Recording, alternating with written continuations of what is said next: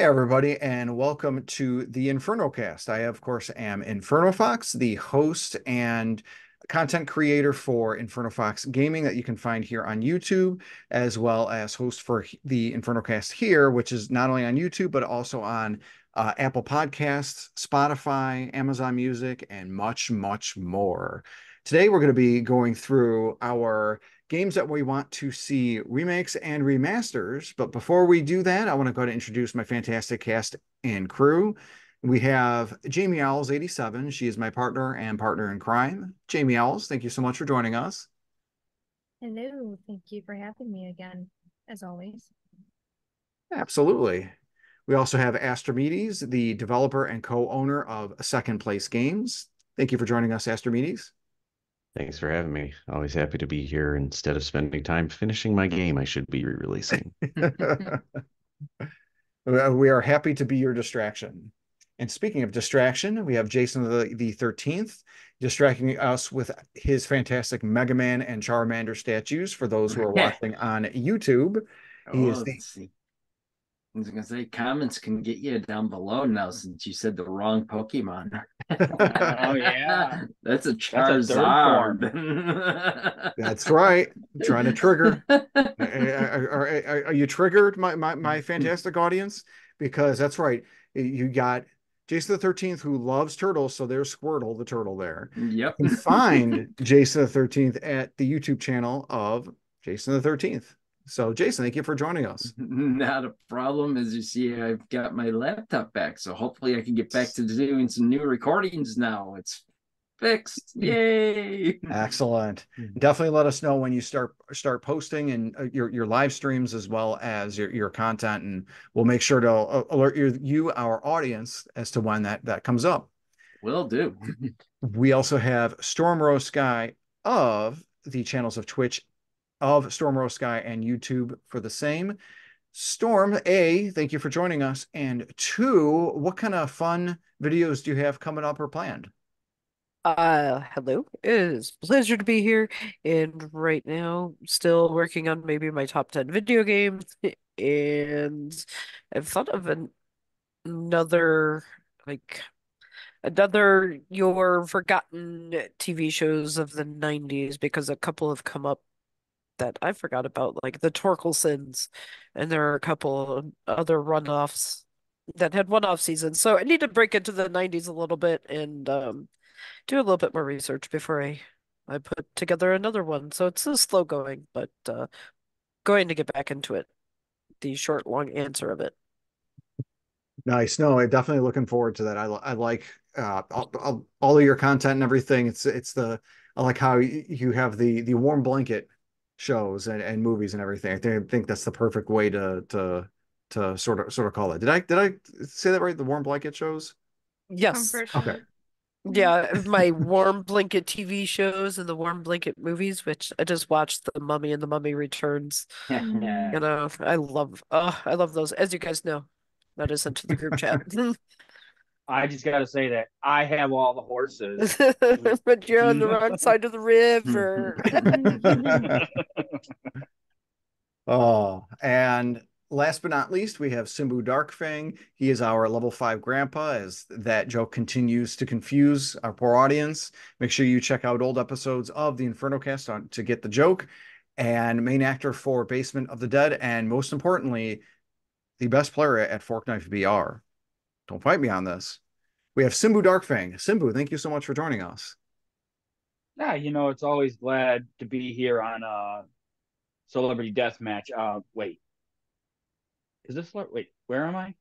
I'm lost. Well, Somebody help me figure this out. It is Becky Lynch's birthday, right? Was that right? It is. Well, there you go. Hitting the big 3-7.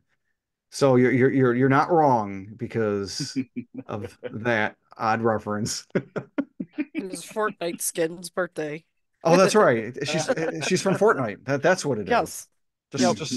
Just like Just the guy from Fortnite. with the fedora and the whip. He's from Yep. Fortnite. That's right. Mhm. Yep. Just like Yep. All Star is the Shrek song, and they heard about all about the Shrek song in music. It is just the Shrek song. Smash Mouth does not exist. It is just the Shrek song. Oh my God, And those that, guys in Smash Mouth, they hate that green ogre so much. It's hilarious. yep. Oh, speaking of animation and DreamWorks, nothing related to that. We're going to start our pre-discussion topic with a Disney-related thing, and specifically, it's the Disney's multi-person VR sort of treadmill thing called the Holotile, or at least that's what the floor of it is called. What's really interesting about this is that it was developed by the company Disney Imagineer and a research fellow named Lanny Smoot. Not only can it be used for VR, but also AR, as well as stage performances and film. But we want to kind of like slant this more on the video game side.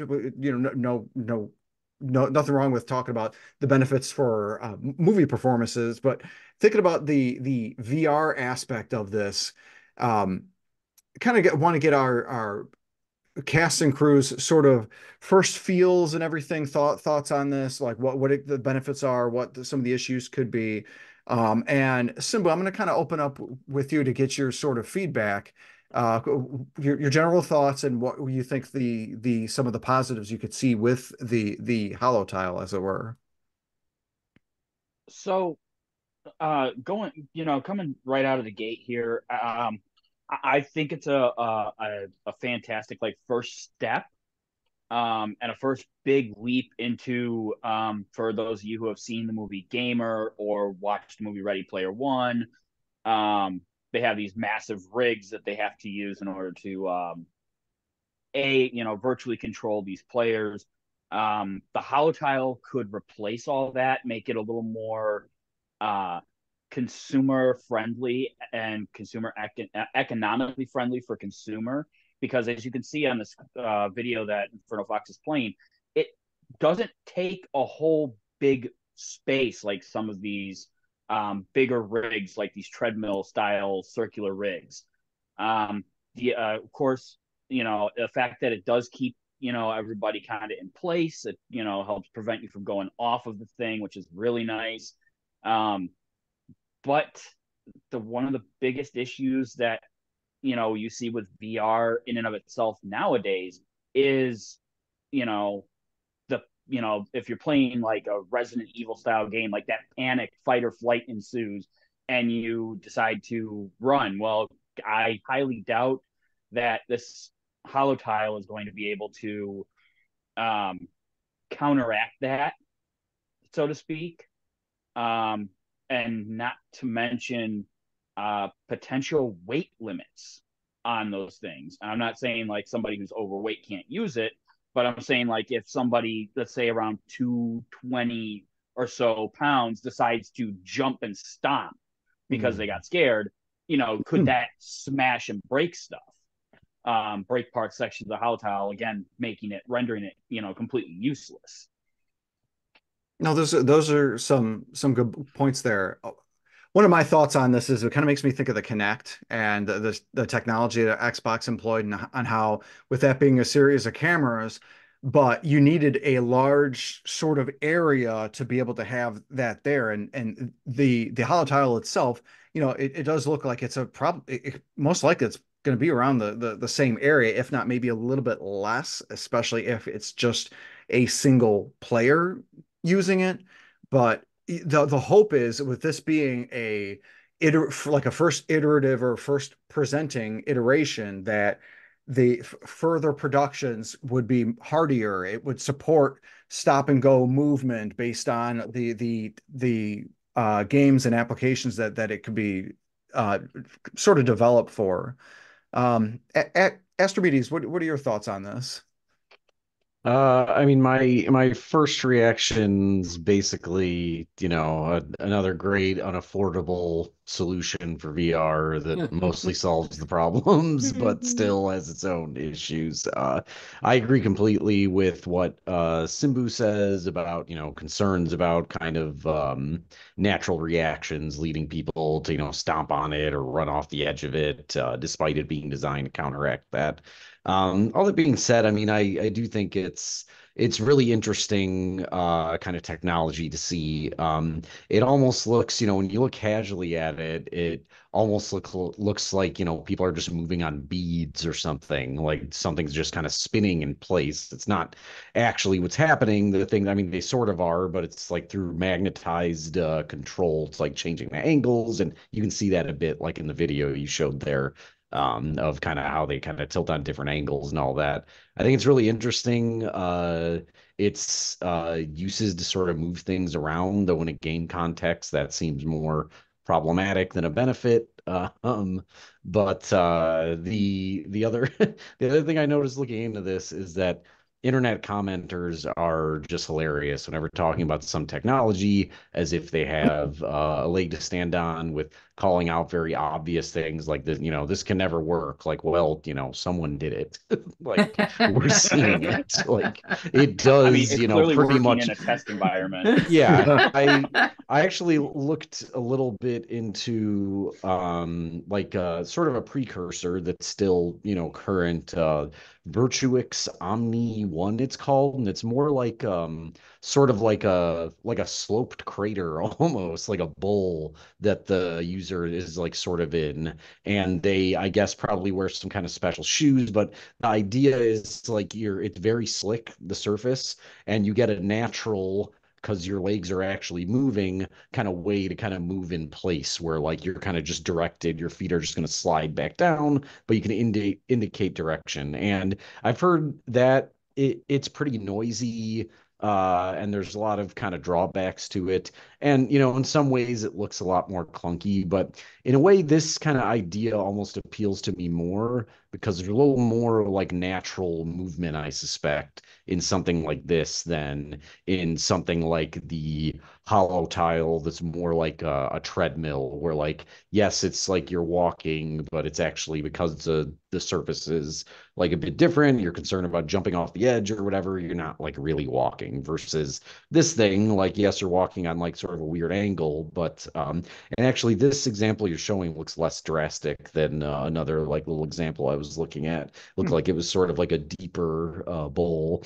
But anyway, I think it's like an interesting space. I think I think there's still, probably a lot of improvements to be made. Like Simbu said, it's something they're still, iterating on, and everything. But I always wonder about solutions like this. To me, seem in a way better just because of, as I said, the more sort of natural movement. So just curious to see if there will be kind of like multiple tracks of sort of research and iteration in this space.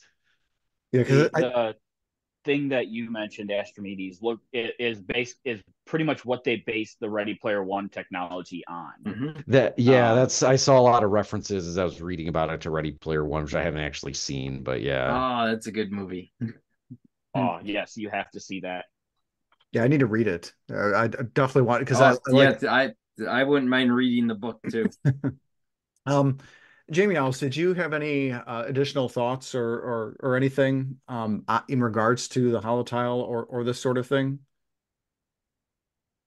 Uh, my first thought is if this is going to be the future of gaming, I can only imagine like how much this is going to cost for the average person. You know, I see the price right there. It's just like how often are people going to really buy this? I mean, yeah, Nope. it's really cool, and also it provides more safety for people if they were playing VR at home and they're not running into things, which I've seen videos of people running into their TVs or Yep. through glass windows. So, And it's I mean, it's interesting. go It's ahead. interesting that you say the price thing because I absolutely agree with you. Where I'm showing the price where it's 25.95 plus shipping, and remember Apple's Vision Pro headset. I think the pre-orders open today, and they've already sold 200,000 uh, pieces, and that's $3,500, and that's just like the headset. And I know it's Yeah. like the headset and it kind of has a computer built in it, but this Omni One not only is the VR, but it's also like the treadmill and track. But then again, of course, that's Apple, and you get a whole bunch of the people buying in early with Apple Bojazz, as it were. Let me win the lottery and I can afford all these fun toys. Right. Everybody, Yeah, I'm right? still waiting for VR to become Exactly. affordable. We got another couple decades at least, I Oh feel yeah. like. Well, Exactly. here's the thing when we're discussing prices. Look at let me use a real easy one here. Television. When the first flat screens came out, they were exorbitantly overpriced because they were brand new technologies. So if you were rich, you could afford it. If you weren't, well, you got to lug a 300-pound TV up 3 flights of stairs to Inferno Fox and Mobster's apartment for Halo nights. The problem with that though is VR has been fighting to catch on since as early as the mid 90s with the awful Virtual Boy, and it's been something where they've tried to iterate and reiterate and everything, and it's just it hasn't caught on to something like flat screen TVs have. To your point, the flat screen was the next iterative process from where like the box CRTV TVs were, and that like the flat CRTVs, like the flat screen, not the rounded ones, but like the ones that are flat. And then before that, of course, were the big honking ones with the big backs. But VR itself, what kind of what Astrimedes has said, like price wise, it still isn't there. I mean, now you've got like the Meta Quest 2 that I've seen on sale for as low as 299, and that I think at most that sold about 5 million units, just all the Meta Quests all together, if I'm remembering my numbers correctly. And that's one of the most successful VR units. And 5 million is peanuts compared to consoles. Even Right. And I've got a question that you may not have any answers for. Does the main draw to the VR games, like your Call of Duty type games, like they were showing in that trailer? Because no, because like you got stuff with, and I'm going to correct myself here. I was wrong. It was not 5 million. It is to Simbu's credit. Meta has sold a total of 20 million headsets, VR headsets. So based on that, that isn't a small number. no. And a lot of the VR isn't just the first person shooters. Like one of the best VR games made. It's either something like Gran Turismo 7 for the PS5 is fantastic from everything I've heard, and then what would be Storm and mine's favorite would be Tetris Effect. The idea of playing that with that sort of VR experience. So Simbu, I think you're after reviewing the amount of sales and everything, I think you're onto something. I think that there could be something with VR if it is allowed to become more mainstream. We're Yeah. Well, closer and to that the was holodeck. That is all I care about is we are Mhm. closer to real life holodeck. I highly doubt we'll get to see a real life holodeck in our lifetime. But probably not. we're excited. But Close. go ahead, Storm. Nope, that's it. We're just No. close to it. The only thing I was trying to point out with using the flat screen versus the big box TV analogy was the fact that when flat screens first came out, they were expensive and the box TVs were cheaper. When the LEDs came out, the LED TVs, then the LCD flat screens became the economy brand and everyone could afford it. Then 4K, so now HD LEDs became, and then now we've got 8K, so 4K is now economically affordable. So when 16 or 50,000, 9,175,600 K Point comes 7. out, then everyone will be able to no 0.6. No, You're wrong. it was point 7. It's point 7. You got to get the version right. No, But you see what I'm saying is that as the new technology comes out, there'll be more, some of the older stuff will become more economically friendly to consumer. because like the Meta Quest 2, you could buy it for $300 right now, even though the 3 is out and that's $649. And that's not counting the Meta Quest Pro, which is I think that was like 1,500, and sometimes you could get that for sale for 1,149. But I digress. That was a quick point. Also, the problem with that one is if they don't keep it locked like your normal console systems. Hey, guess what? Nintendo get cheaper and cheaper because Super Nintendo came out, but you got to keep going back to the Nintendo to keep playing it. So even if those VR systems come cheaper and everyone can get them, are they still upgrading all the games and everything with it, or are you stuck with whatever games were on that system and then you have to get the next one so to get new games? So you Yeah, got to keep that in mind too. yeah, just depends on the headset and everything. Mm-hmm. So definitely an interesting topic, sort of pre-discussion to our main one, but it's something that's within the bounds of kind of the what's happening now in just technology. Uh, Getting into our main topic, we of course are talking about remakes and remasters, which 2023 it was a banner year for excellent remakes and remasters. I mean, you got remakes like Resident Evil 4 and Super Mario RPG, as well as remasters like Metroid Prime and Dead Space. But so with these said, we want to have a conversation about what games we would like to see either remade or remastered, and why we should see them get that. I don't want to really get into the whole pedantry as to like what a remake is or what is a remaster or what is a man? Is he a miserable pile of secrets? I've heard people argue that Metroid Prime Remaster is more of a remake because of how it feels like everything's been redone and how great it feels compared to the source material. And then of course there's the total curve that is Final Fantasy VII Remake, because I feel like that's a remake in name only, as it hyper focuses on a very specific part of the OG, completely changes up the battle system, and some of the story beats are changed enough to make it its own game. Yep. So we're just defining remasters and remakes by what our own personal definitions are to them. So really, we're going to get cracking, and I'm going to put my partner in crime on the spot here. Jamie Owls, Oh. what is one of the games that you want to see a remake or remaster of? So the number one that comes to mind is I've mentioned a couple times to you. What I want remastered is the first Donkey Kong game, Donkey Kong Country. That's the one I hope, keeping my fingers crossed that there'll be an announcement for the new Nintendo Direct of a new Donkey Kong game. Yeah, that's all I have to say. Cool. So is that something where you would want it to have that sort of like 2.5D look, the way Tropical Freeze kind of was? Yeah. Mm-hmm. Okay. Yeah. So it was something where like you got Donkey Kong Country. It literally helped to preserve the life of the Super Nintendo for a couple more years, as the Sony PlayStation released that year, and helped to sort of keep that little lifeline for Nintendo by having these um sprites that were just super high res for the time. Let me throw that in there, and levels for the time that were really high res, and it really had this sort of like, oh wow, the graphics on this are phenomenal, sort of thing. So imagine pairing that with a new Nintendo system that actually has like that sort of PS4 Pro power, but like that NVIDIA upres with the sort of ray tracing and everything on a Donkey Kong game in that style. I could definitely see that.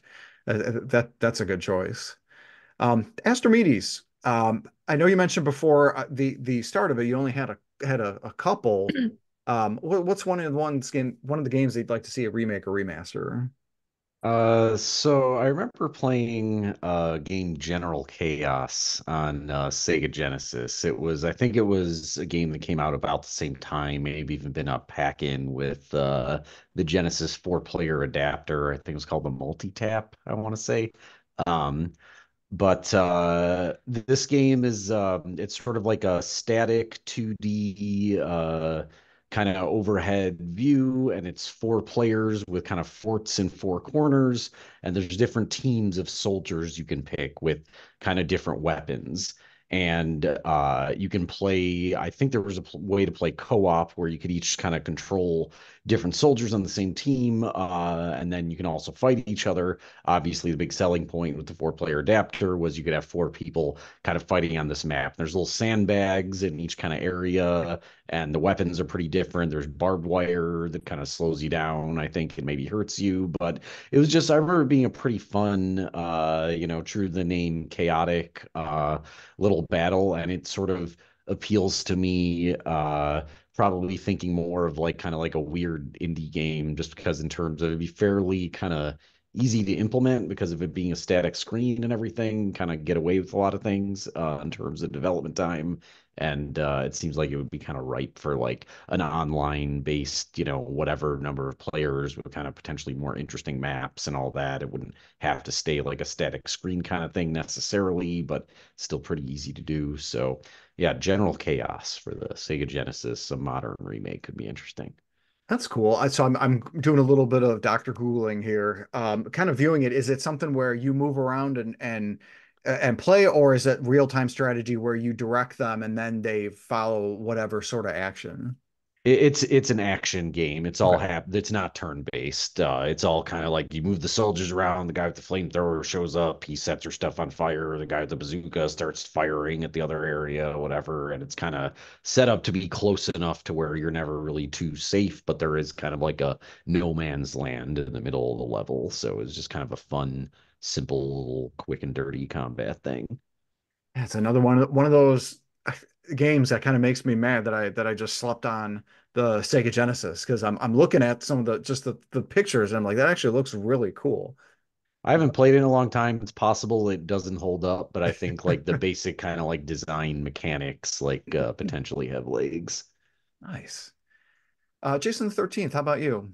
What's one of your games? Everything on the Virtual Boy now that's VR, so then no, no, And use the Labo, seriously. right? Yep, You got to use the exactly. cardboard VR Labo.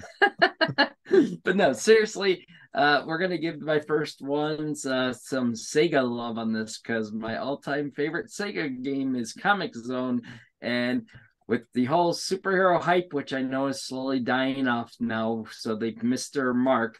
But they could have redone Comic Zone, and if they crossed it with Marvel or DC, you could have had whole interactions with all superheroes and did a whole new like storyline with the comic book stuff like that. It would have been perfect, but I think they missed their mark on that one. But I'd still love to see an updated version of that game.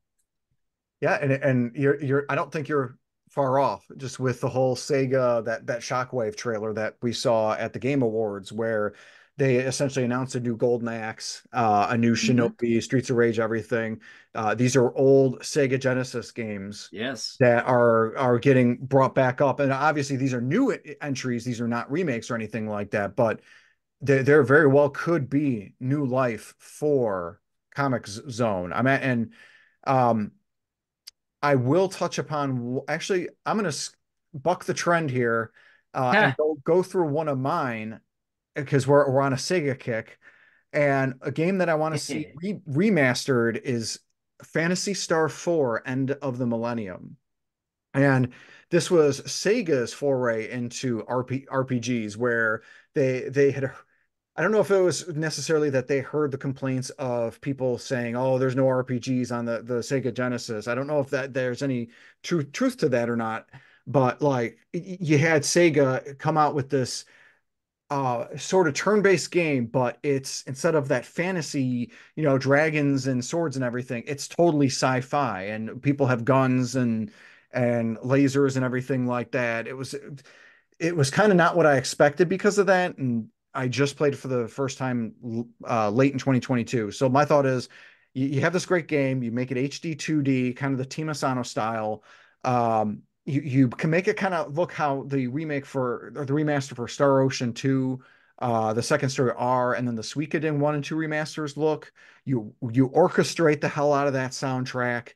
And the most important thing with this Phantasy Star 4 thing is not only are you keeping that comic book sort of panel style conversation and everything like that, because that was really something I really found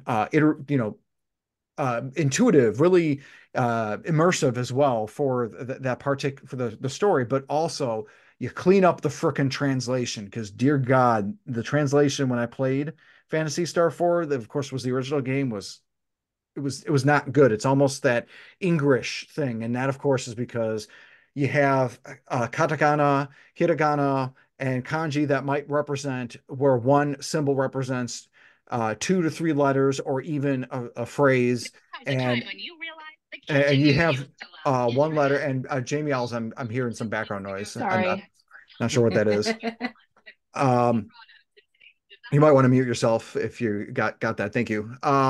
You've got the an actual translation where you're not limited to the whole hex code and everything. I just really think that that'd be a good time. Um, Storm, let me have you hit us with one of your remakes or remasters. Since we are on a Sega kick, I'm going to go with Miss Pac-Man. That was the best version of Pac-Man for the console to me, and I would loved. I know there's a version of it on the PlayStation because they have, all the nostalgia packs of those old games, and Pac-Man's into a few of those, and so is Miss Pac-Man. But nothing was like the Sega Genesis Miss Pac-Man with the turbo boost and all the 99 levels and all of those. So I really wish they would someone would redo that, and instead of trying to redo Pac-Man with all the 3D blah blah blahs and blah blah blah, make him into something he's not. Redo the classic and I'd be happy. Hmm. Nice, yeah, because that classic arcade was fantastic. I definitely agree with that's a good one. Exactly. Simbu, how about you? All right. I guess y'all are gonna twist my arm and beat me into submission for Sega games. And I'm gonna start off with a real fun one. Animaniacs. I would like a full ground up remake, not just a remaster. I would love to see a full ground up remake. Maybe take it away from that 2.5D sort of like feel that it had, or 2D side scroller, and maybe make it a bit more of an open world kind of game, or keep the 2D and give it the Mario Wonder treatment. Let us have all three players on at the same time. Because it makes sense. They're the Yakko, Wacko, and Dot, right? I mean, Yep. Yes. And they did really do that new version of the Animaniacs, which I've never checked out, but that would have been a great time to redo it too. absolutely. Absolutely. That's a good one. I like that. And especially you said the important thing, the Genesis version of that, because the Genesis, man, some of the licensed property games especially on the Genesis were really were pretty solid, really solid, I think. That's a good one. I like that. Hmm. Jamie Alice, what's another one of the remakes or remasters that you'd like to see? Well, I'll get on the Sega train and I'm gonna add the first Toe Jam and Earl. I want an actual remake of that. It actually has been remade. It was a Kickstarter that I contributed to. I don't remember how many years ago. Oh. It's on Steam. I think they actually released on other platforms too. There may be a Switch version. It's called Toe Jam and Earl Back in the Groove, I want to say. Oh, that's right. I forgot about that. My Yeah. goodness. So yeah, it does exist. I played it briefly. I feel like they did kind of capture the game, but it didn't feel all that fun to me. Oh, okay. So I wondered if it was just the design of the game itself. Like if you look at what's going on in the game, it's not a lot. Oh, really? That's true. Oh, that's interesting. Not Yeah, to and rain on your parade. No, it's okay. that's all right because Astrimedes is going to tell us one of his next games, and we're all going to rain on his parade here. Yeah, we'll see if you can find my parade to raid on. So I'm gonna go with NetHack. originally 1987, developed at I don't remember which college. It's a obviously 2D. It's used ASCII characters in its original incarnation. It's gotten kind of tile redos over the years. I first played this game in my 20s, in the early days of the internet. Upon learning about it, 2D dungeon crawler. It's pretty much the definition of a traditional roguelike game, apart from Rogue, which it's essentially kind of extending. But NetHack, the appeal of it is it has a lot of really clever interactions between items in the game, sort of funny things like if you are levitating and you move over a tile that has a sink on it, you will stop levitating, you'll sink. A bunch of really odd interactions that you would almost like think are a bug initially in some cases, but they're actually extremely sort of detailed interactions that were thought of by the developers and had special code to handle it. But I think it would be interesting to see a remake where they pretty much kept all the mechanics the same, but made it much friendlier to a modern user, maybe automated away some of the more kind of like painful mechanics in the game, because like I just think there's a lot of appeal to these like 2D turn-based really like deep interaction systems, but they're often in such like an ugly, hard to use package that they make it really sort of unfriendly for someone to pick up and sort of like write off kind of the genre as a whole. And I think it's sort of a genre that could have a lot more appeal. And I mean, sort of does in modern day. You're actually seeing a lot of this kind of thing happening. But NetHack, a remake of NetHack that was friendly to new users, easy for someone to kind of pick up and play, I think could be interesting. You know, I think I played that on a TI-89 in high school. It's probably too many individual interactions in it to be fit in the memory of TI-85. Oh, that's okay. I hooked it up to the computer and I used to play there it you that go. way. The display is about right. It's a fun. And the funny thing is, it still gets iterated upon. Like I just doing some research. Didn't it just get a version release in 2020? Yeah, and that was the first release in many years, actually. There have been a bunch of because that community is it contains a lot of developers, a lot of those old ugly games. There's a lot of developers that play those games, and the actual code, it's an open source game now too. You can go look at the code. People have made, forks from it that are their own versions, some of which have evolved into kind of like at this point totally separate games. Like there is one called, I'm blanking on the name, but yeah, it's a really weirdly evolving thing, and there's sort of like I think misplaced pride in like a clunky interface for a lot of the people that play those games. While I do play a ton of clunky interface games, I don't love clunky interfaces for the sake of them. I just happen to like the games despite the clunky interface, whereas I think some people sort of see it as a point of pride that they play games like that. No, that is an important distinction because there's a whole thing where there's that pride, I think, and that a lot of that also kind of goes with the whole like concept of gatekeeping, but that's another podcast, another day.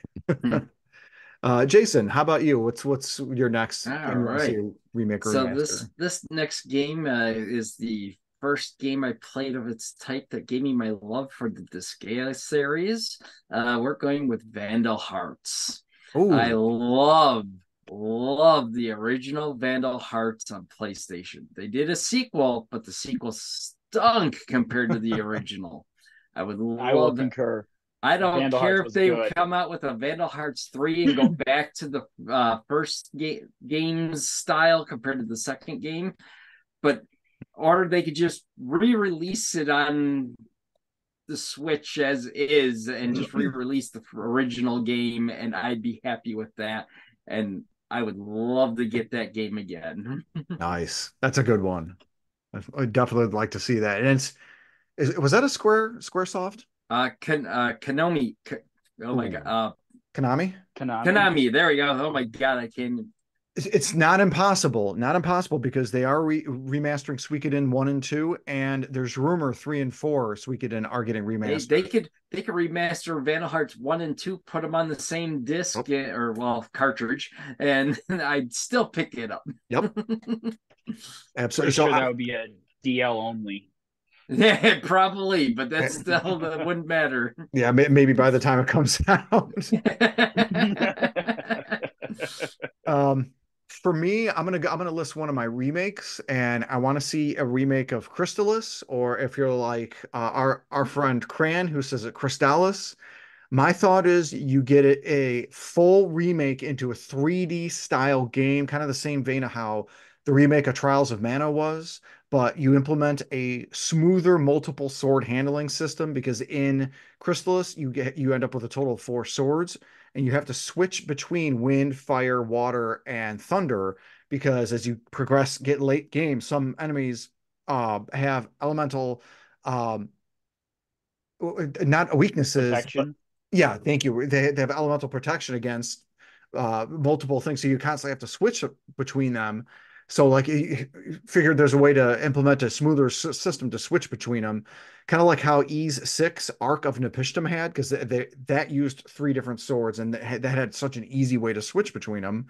The big thing with it is you orchestrate the soundtrack, make sure you keep all the sweeping themes in the game because nearly every single song in Chrysalis was fantastic. Probably one of the best soundtracks on the original NES.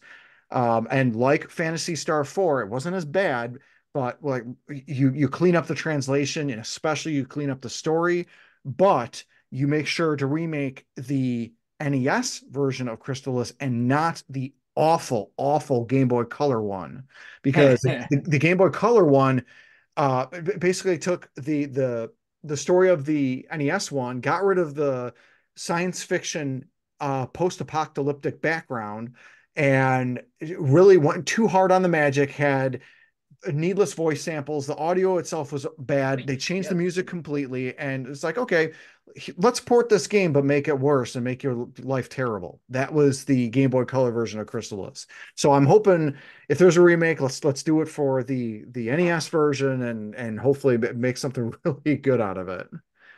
Um, Storm, how about you? What's your next remake or remaster you'd like to see? The next one, I had to find my, take myself off of mute button, as is life for me. Anyway, the next one I would like to see a remake of. It couldn't be a remaster because they would have to update all the questions and everything. I'm a fan of trivia games and whatnot, and all those word games, so definitely Chef's Love Shack. The South Park game from the early 2000s, and well, oh, it was so much fun. I know Inferno Fox and we played a lot of it when you would come to the condo and whatnot. So yeah, I would love to see an updated, version of that game. Yeah, and it was a thing where I remember we played enough of it where the game only has like 30 questions and I could know the answer. You could ring in Yep. at any time. So when the first letter or first 2 letters appeared, up, I knew the answer and would be able to ring in and put it in at that point. That's Yep. insane. Yep. Oh, Had It to was yeah. so much fun. memorize down to the first like word. Oh And, yeah. yeah, and it's essentially a Mario Party clone, except without the board. And instead of the board, you have trivia. If they implemented it in like that sort of way, like I think it would be a lot of fun. And especially if you had an online mode where you could play compute like strangers, or if they had to play computer mode if need be. I think that'd be cool. I like that. Sounds That's like a a good one. Jackbox game almost. Kinda, yeah. Yes. I love South the Park Jackbox X games. Jackbox. Simbu, I know you. I think it was actually you, and I apologize. I attributed this to Astrimedes, but Simbu, do you really only have one more? Are you good with going with your last answer? Or are you thinking you have more after this, or what are your thoughts? I could probably come up with a few more. Sweet. Hit us with one of your choices. So the next one is going to be a two-parter. And the only reason why it's a two-parter is because it's two games, same series. I want to see a full ground up remake of Burnout Takedown and Burnout Revenge.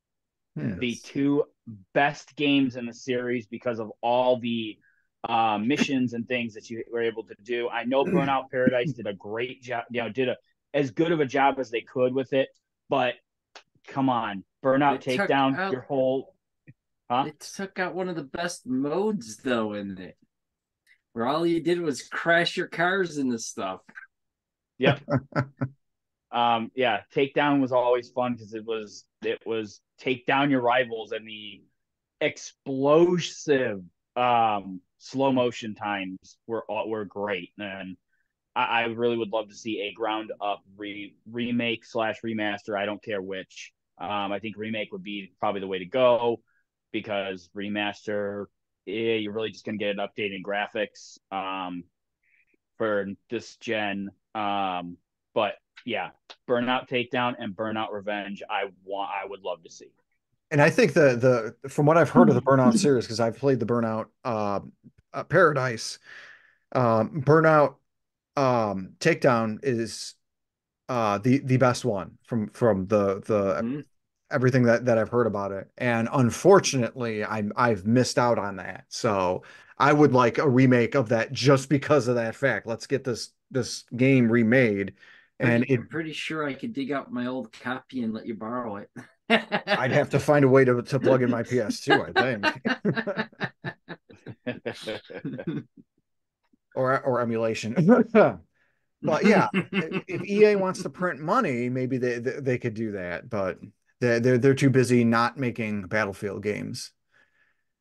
Jamie Owls, you got another remake or remaster for us? I do. I have quite a few.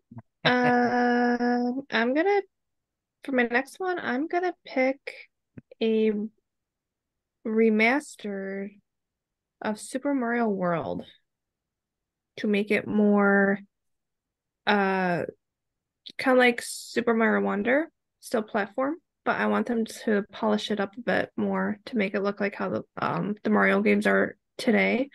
I would love to see that version remastered. That's yeah, I could get behind that. My big thing with the Mario games, the old platformers, I want them widescreen. Yes. We got that with the Sonic Origins.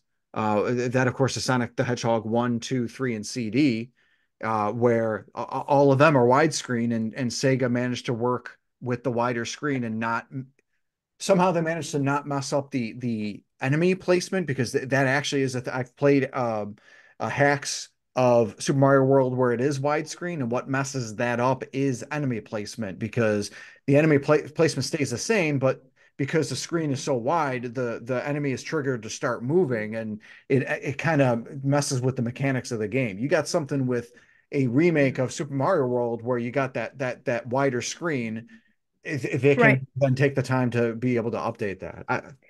I like it. And I would love to see what the baby Yoshis would look like. They're so cute. You mentioned you had a lot of additional remakes and remasters. Do you want to hit us with another one while you're there? Sure. I would probably add, along with a Mario game, is I know I played a little bit of it, but the Yoshi's Island, I want them to make a remastered version of that one too. And maybe not have Baby Mario cry so much. Oh my I God. want them to get rid of that.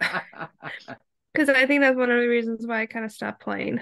So, but Yeah. I'll get back to it.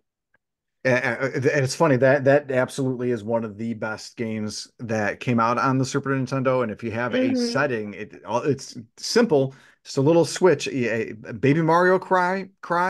Yes, no. Yeah, I would like that. Maybe a So slider for how much he cries. yeah, so volume Yeah, slide. there you go. So Astrimedes with your big gulp. What other remake or remaster do you want to hit us I'm with? living it up tonight. You are. Um, so the game Battle Tanks on That N64, was I a think it Ooh. fun was. game. I That love was one of vehicle mine. combat games, and I love vehicle combat games, and this game was a very kind of no nonsense. It was a bit different from like a Twisted Metal in that the kind of level design was a lot more constrained. It's like you were in, quote unquote cities with sort of buildings and stuff, and the way you shot your way through the buildings and all that in typical old school 3D fashion. But yeah, I think it's really, really kind of fun genre in general. that I feel like we don't kind of see enough of, and I think it'd be interesting to see sort of what they could do with it. I would just really not want them to present it like a first person shooter, which is like what I fear they would do, or it would end up feeling more like a first person shooter where you happen to be in a vehicle than like a vehicle combat game where kind of the feel of the vehicle and everything is the kind of primary way you think your input. Yeah, and that is a solid fear to have, because that sort of first person view, the thought if the developers could think, oh, well, it would be immersive if you could see inside the tank. The problem is you're in a freaking tank and you don't have that much visibility. The point of battle tanks is the fact that you see your tank moving, and more importantly, you see your surroundings around you so you can better aim. We're not playing this for the reality of it. We're literally a bunch of tanks driving around trying to blow each other up. I mean, Battle Tanks 99. so uh Jason, how about you? What's your next remake or remaster? Well, since I had three main ones figured, and then I've got a bunch of little ones like Jamie L's over there. Do I go with a few, or do I go with my one big one that I have left? Uh hit with a bunch of your small ones. On the last go around, we'll have you uh save your big one for last. All right, cool. So the couple of quick little ones, I would love a new Monsters in My Pocket. I Oh loved yes. that game when I was young. I know it was probably real easy, but it was still a fun game. Uh, did they ever remake Paperboy? Because that was a fun game that I don't know if they've ever remade it or redid anything with Paperboy. I But don't think they Paperboy would did. be a fun one to see. I think we got a sequel to Paperboy, but I Did think we that might have been it. really? Yeah, there I was Paperboy's a some don't. kind of Paperboy a too. sequel at some I must point. have missed that at some point, but okay, reboot Yeah. Paperboy. Nothing too Okay. recent though, yeah. Yep. No, it wasn't fun. Original Paperboy need. Yes, that's a good one. Yes, exactly. Original Paperboy. We still get that one again.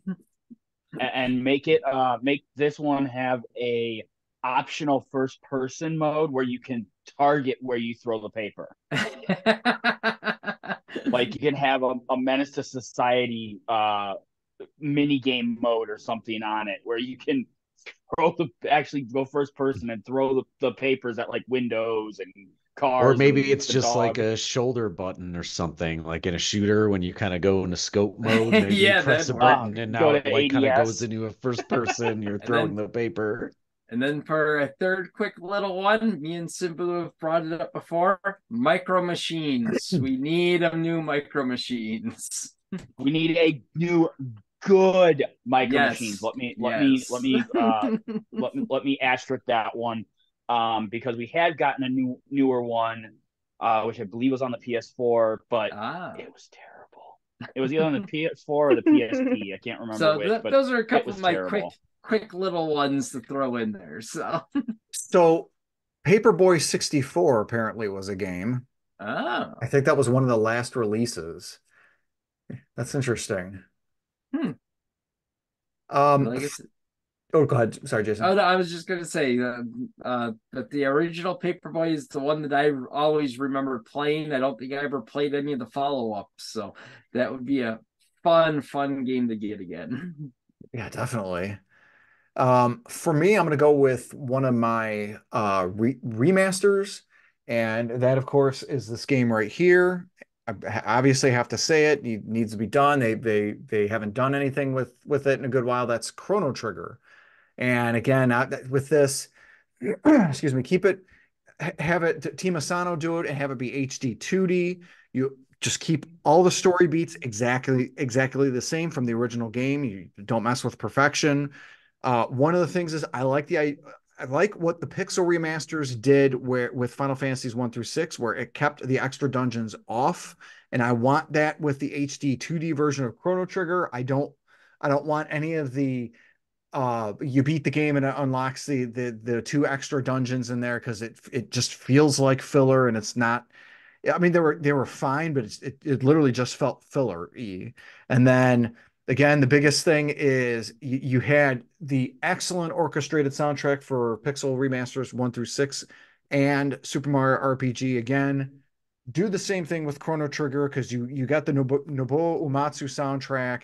And obviously, you got the Dream Team with Chrono Trigger, or the teams of Akira Toriyama, Yuji Horii, um, I think it was Hironobu Sakaguchi. I mean, you've got all the Titans back in 1995 that made this game, and they made games like all the Dragon Quest games and all the following Final Fantasies. Just it's like what you could do with the Chrono Trigger in that HD 2D would be. I would love that. It would be fantastic. Storm, what's one of your next remakes or remasters? The Simpsons Hit and Run.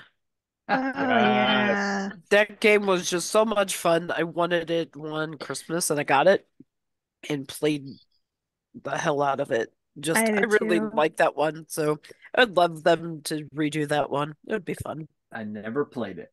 All the Oh, Oh, it's source fun. code for that got leaked actually relatively recently, I want to say in the last couple of years or so. Oh, So it's possible as an unauthorized remake out there. interesting. Yeah, and Could be. I've heard a lot of the original developers want to do um, remakes, like a remake of that or a new release of it, but just the licensing hell that it would be, especially now that Disney owns The Oh, Simpsons. oh yep. yeah. Yep. Like, Yeah. Yeah. ew. We can kiss it goodbye Mm. probably. Yeah, Or if we get it, it will have all sorts of store options and battle passes and It Mhm. would probably become a free to play game, which might not hurt it actually. No, because if they did something like they're doing with Speedstorm, and enough people like I The mean, Simpsons. Simpsons Tapped Out has made millions upon millions of dollars, and that is a free to play Phone game on game. mobile devices. So there's a history of it, There you go. It could be something. But but yeah. no, that's a good one. That is a good one. Simbu, that you got a tough one to follow there. What you got for us? Ooh, a tough one. Well, I don't shy away from a challenge. Um, I'm gonna hit you with a couple small ones real quick though. I would love to see a Jurassic Park remaster, the old NES game, or what is it, SNES? Because there's four versions: NES, Game Boy, SNES, and Sega Genesis, and a lot of them all play differently. I would like it would be the Genesis. Yes. It would definitely have to be the Genesis. I would love to see that get a remaster, not a remake, a remaster. Another quick remaster I would like to see would have to be Vector Man from Sega Genesis. Hmm. That was a fun little game. Infuriating as all can be, but fun. Um, and then, of course, we'll go NES, A Nightmare on Elm Street. Would love to get a remaster or remake of that. Yes. That's I feel feeling brain dead. It's been a long day. That's the Freddy one, right? Yep. Yes. Freddy Yes. Krueger. Okay. Yeah, that's actually a really good LJN game. That's a good one. Absolutely. And we're gonna start finishing up here and do one last round. So as we're rounding the turn, Jamie Owls, what you got for us? My next game I would like to see an actual remake of would be the Parasite Eve.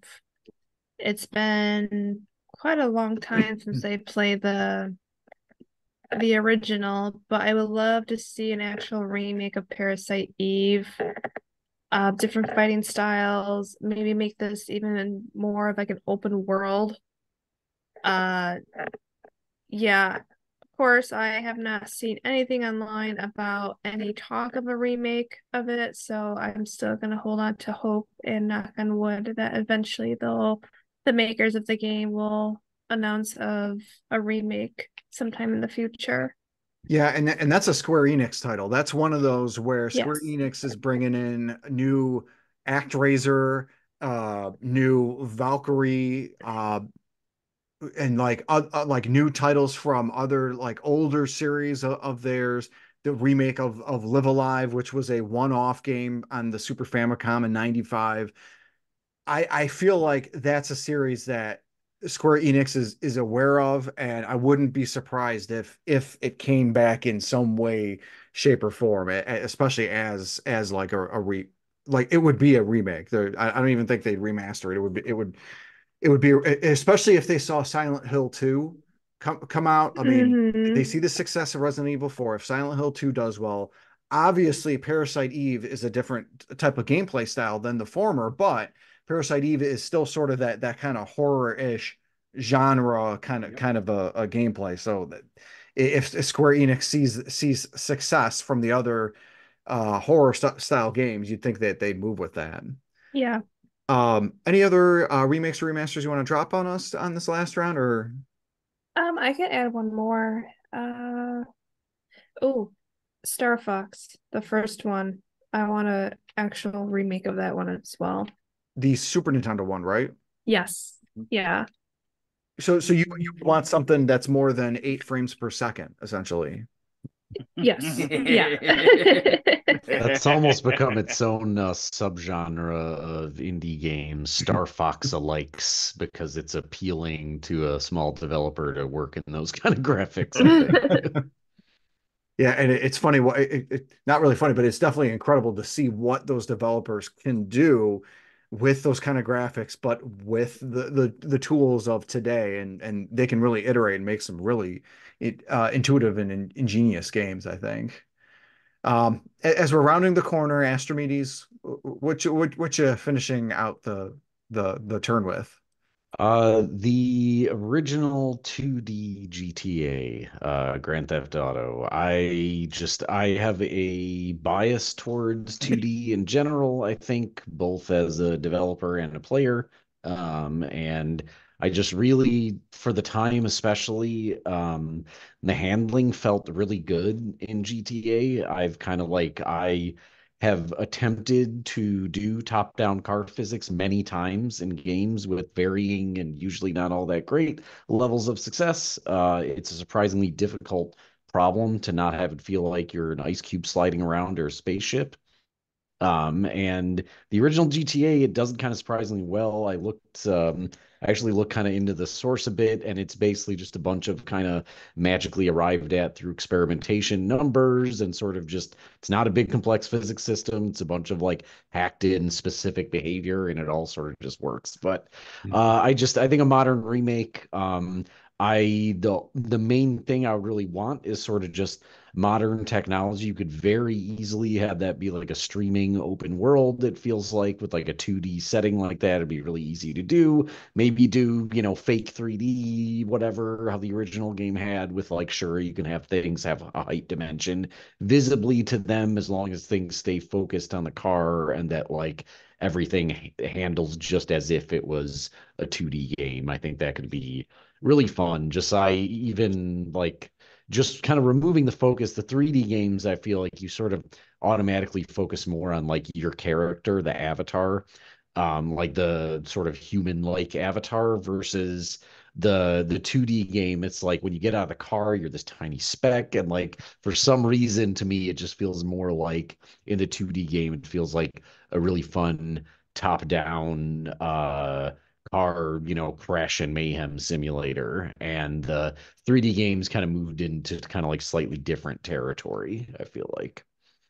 No, that's definitely fair because like there's the audience of individuals that love that. Like the Chinatown Wars DS game, for example, is much loved, and it's in the same vein, that 2D overhead type style. So you'd think that they would have iterated on that more, and to find the niche audience that obviously includes old dogs like us. Because GTA 2, I remember playing a little bit with some friends, and that was a lot of fun too. Um, so Jason the 13th, you have your special one saved for last. Yep, and it is just like the Vandal Hearts. There was two of them. They were actually on the Sega Dreamcast called Evolution. I very much enjoyed the original Evolution. Two was okay. It wasn't as good as the first one, just like it was actually better than Vandal Hearts 2. But the Evolution games, they were basically oh my god, like kind of like a Chrono Trigger Final Fantasy type game. Like turn-based? Yeah, no, like a turn-based role-playing game, right? RPG. But I would love to see remakes or just a report or whatever with the Evolution games. Yeah, definitely. I mean, there's so much from the Dreamcast era that Sega's finally pulling their head out of their butts to bring to us, like Crazy Taxi and Jet Set Radio being some of those games that they announced. The hope is, Mm-hmm. I'm hoping for Skies of Arcadia that they're gonna at least port or remaster that for new systems. That's not my next thing. We're just Oh, he said it. That's it. nope, nope. That doesn't count. That doesn't count as my thing. But games like Evolution 1 and 2, that'd be Yep. something. You know what I mean? And as Mm-hmm. as I'm pointing up to my shirt here, I'm gonna go through what is my next thing, and that is a remake. Final Faint? That is a remake of a Zelda game. I want to see a total remake and not of Ocarina of Time. That's already been done on the 3DS. I'd be thrilled if they announced that, but a remake of Zelda 2 Adventure of Link, Yeah. because Yes. this is the stepchild, the redheaded of most redheaded stepchild of the Zelda series. But well, okay, I'm saying that and I'm immediately reminded of the CDI games. So I'm wrong. Prove myself wrong there. Um, yes. So I still want to see a remake of this because it's never been iterated upon. There's been no 2D beyond little sub areas, transition areas in Link's Mm-hmm. Awakening, which the remake of Link's Awakening did an excellent representation of. I don't want Zelda 2 to look like that. No, because that I think that whole shiny, smooth look and smooth gameplay wouldn't suit Zelda 2 well. Instead, make it more 2.5D style with full polygonal models. I said this for the other three, orchestrate the soundtrack, rebalance the magic system, and work to make all 8 magic spells useful because literally you could go through the entire game and use the spell once, like you literally only have to use it once to unlock a secret area, and then like the thunder spell you only use in the game once on the last boss to make him like susceptible for damage. Like let's rework these spells to make them more useful, and dear God, make the magic usage more make sense, because it's like the jump spell costs the entirety of your magic bar in the beginning of the game, but then when you earn enough levels on magic, it costs one half of one little bar, and it makes no sense. And one of the important things too with this is keep the RPG style experience points system, because this was the most RPG like of Zelda games, because you had levels, you had experience, but what was really cool is you had lives, you had platforming, you had action swordplay. It was hard as nails, almost Yep. unfair at certain points. And it's one of my favorite games of all time. Is it one of the best games? Heck no. What probably wouldn't crack my top 50 of all time best games, but it's one of my favorite games of all time. So, Storm, as we're sort of rounding the bend. What's one of your last remakes or remasters you want to hit us with? California games. Ha. Going all the way back. I think they had like California Games 2000 or something or other with, in the later 90s, but when it way before 2000. But yeah, I would like to see them redo that stuff from like the Commodore. Some of those just classic, someone remake it and make it better for consoles now. It's funny you say Commodore. I think of games like Agent USA and stuff like that. Yep. If we get a remake of any kind of game, like a California Games, type stuff, could they give an option to where it senses that you're using a turbo controller and automatically shut you down? There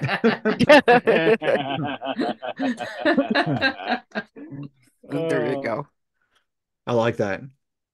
It's kind of like an anti yeah, like cheat sort of thing. Anti-cheat. Yeah. Yep. Yeah. I could Like, think of how you nope, could try to turbo's do on. that. Nope, You'll your guy doesn't probably move. drop player input sometimes too. Oh, Simbu, go ahead and round us out here. You're our anchor. What are we ending on tonight with All the right. remakes remasters? We are going to end on a full ground up remake of E.T. the E.T. Extraterrestrial. There it is. There it is.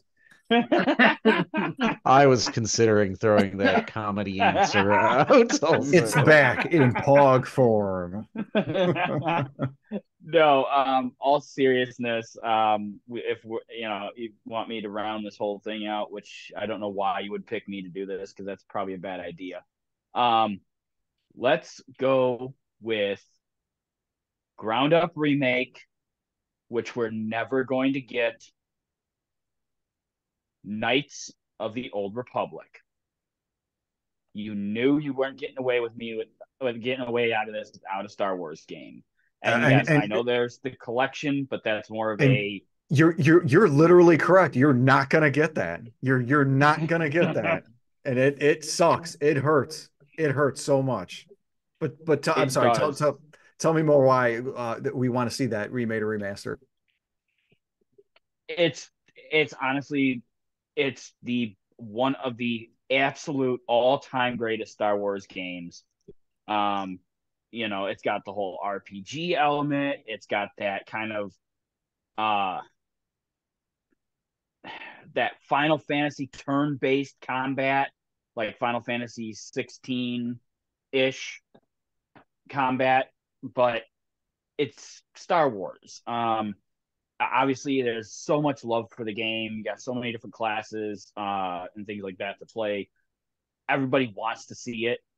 I don't know why the studios aren't decided to can the project. I know they re-released KOTOR 1 and 2 on the Star Wars collection for the Switch, but it's the original games.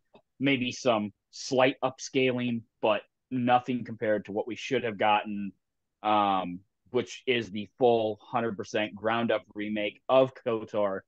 And if we're going to throw more, I want to throw one more in there. Since we're on Star Wars. Yeah, throw it in. I want remasters of The Force Unleashed 1 and 2. I don't remember Force Unleashed. Why don't I remember that? That's where you play as Starkiller. It was on the Wii. Yeah, I'm the Wii era game. I'm sorry, Simba. I don't remember that. That's awful. That Star Wars I had to Google that. You followed I can't remember his first name, but his last name is Starkiller, which is a throwback to the original script for Star Wars, where Luke was going to be Luke Starkiller, not Luke Skywalker. So a lot of the old classic, like, deep dive references that you can find on the original Star Wars films were used for The Force Unleashed, which makes it even better. But you play as Starkiller, who is Vader's secret apprentice, even though Vader himself is the apprentice of Palpatine. So Vader's not allowed to have an apprentice. And hence the secret part. Yes. Again, people who don't know Star Wars, a little bit of a lesson. Mm-hmm. It kills me, the whole KOTOR thing. Like, it's kind of like my whole thing with Resident Evil. I'm a tertiary fan. I'm a fan by association, where I know Jamie Owls loves the Resident Evil games, and I know they're good games. Mm-hmm.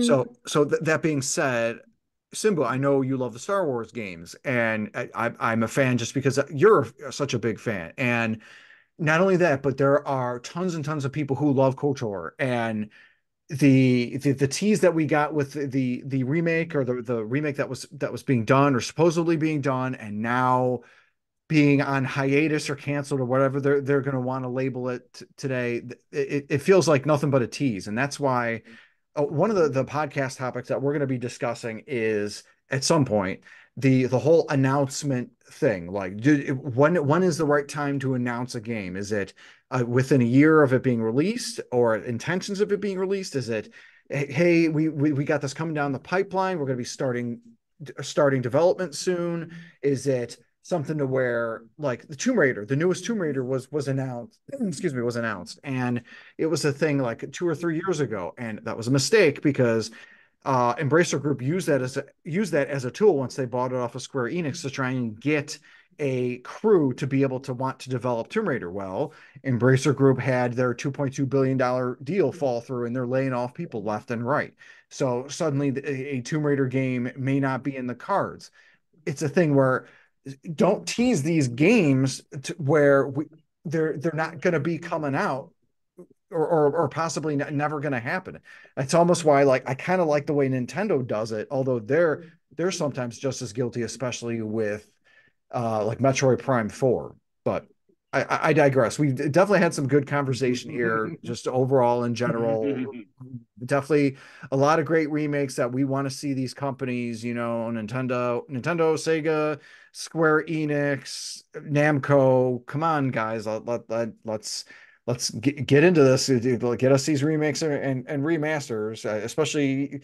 I would say the company that would make GTA, but I don't want them to strike down this video, with how copyright heavy they are. So I'm not going to say the company that makes There's a lot of GTA. Florida problems with them right now. Yeah.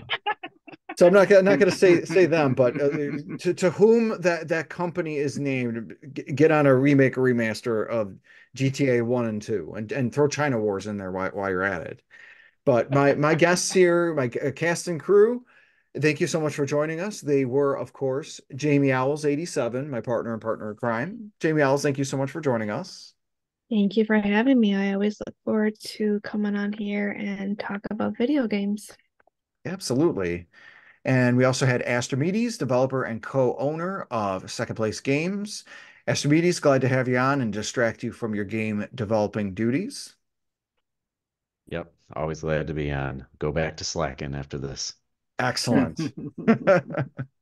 We also had Jason the 13th of the YouTube channel Jason the 13th, who will be getting us some new content soon now that he's got his laptop Yes, back. now that my laptop's back, I'm going to get back into recording some stuff. Excellent. Definitely looking forward to that. We also had Stormrosesky of the YouTube and Twitch channels of Stormrosesky. Storm, thank you so much for joining us. Thank you for having me. It's a pleasure being here, and I look forward to our next discussion next time. Absolutely. And last and certainly least, or not least, we had Simbu Darkfang, primary actor of Basement of the Dead, located in Aurora, Illinois. That is, of course, the Chicagoland area. They are going to be having a Basement of the Dead, again, located in Chicagoland, Illinois, will be having I think it's called like a Heartbreaker type special event weekend coming up here shortly. So you definitely want to make sure, if you're in the area of Chicagoland, go to their website of Basement of the Dead, check out their schedule and get some tickets for a good time. Simbu, thank you so much for joining us. It's always great to be here. Just want to, say my final game here is going to be, I want a ground up remake of Horde Lord for 2024 release. No, with KOTOR, I mean, I would say that, yes, our hopes are dashed right now, but remember, Dead Island 2. That's all I'm going to say. Yeah, that was in literal development hell for a decade plus. So not impossible. Ever since 2015, when we got Cloud and Smash Brothers, I've learned, when it comes to video games, you know, Nothing is impossible. anything is possible. So, and lastly, a huge thank you to our audience. Thank you so much for joining us. Let us know in the comments section below, if you're following on YouTube, what your remakes and remasters that you would like to see, and what we can do to politely ask these companies and their devs to make them for us. Thanks everyone for joining us, and hope you have a great day.